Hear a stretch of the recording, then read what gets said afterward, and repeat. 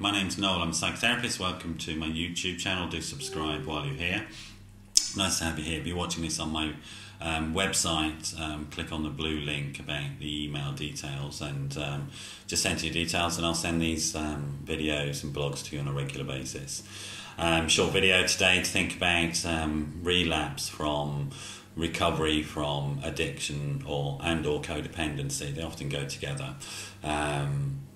So thinking about the types of things that trigger one into a relapse from those types of recovery.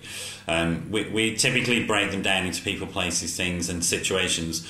We're in a situation type event at the moment. This is the Easter bank holiday weekend in London, and Easter is quite a major sort of situation that can produce all sorts of events which can lead to, brings together all those things, doesn't it? The people, the places, the things, the events. That can typically be quite stressful for somebody that is in recovery. So thinking about that type of situation, let's just imagine a scenario. For example, you're having a family meal. One member of your family, your mum, your dad, your brother, your sister, whoever it is, your partner, you experience as quite critical of you.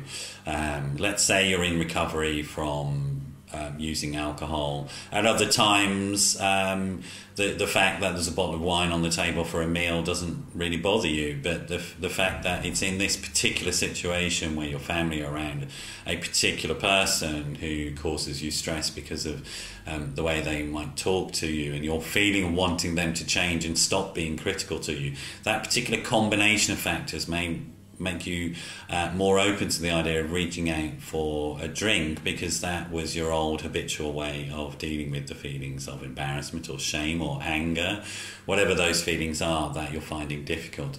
In recovery with a therapist such as myself or with a treatment centre, you'll learn to understand those internal processes much more and understand that there are options available to you in that moment rather than slip into old habitual behaviour.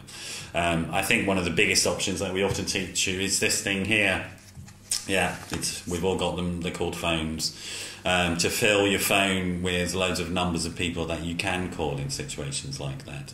And it's not that they're going to come and rescue you, but it's that physical action of, rather than reaching out and picking up for the habitual sort of drink, or rather than acting out on the anger, whatever it is, and shouting at somebody or getting involved in an argument or running away embarrassed, you change it with a different action, picking up the phone, calling somebody. You can leave the table. Oh, I've got a call, I've got to go, whatever that is. That change in action in the world gives you the capacity to think differently and behave differently around that trigger. And that's the key message that I want to get out to you today. It is possible to change those triggers, to reprogram yourself. Once you've made that call, that then gives you plenty of options really to think about how you want to manage that situation. You may, for your own safety, leave, for example. You may go and sit in the bathroom and meditate for 5 minutes, or maybe you go for a walk and come back. Maybe you arrange to meet with some friends later. Maybe you're part of a peer-to-peer support network and you go and find where the nearest meeting is and you go to that. There's a whole bunch of options there, as you can see. Rather than picking up on either the codependent habitual thing of blaming somebody else and trying to control them and trying to change them, or trying to change your own feelings through using a chemical. So you then step into a world where there are options and choices.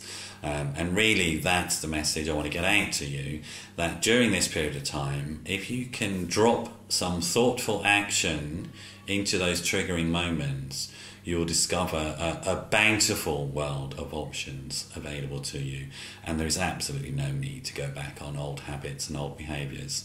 So I hope that gives you a bit of hope at this time of year. Thanks for joining me, and do come back again soon. Bye bye.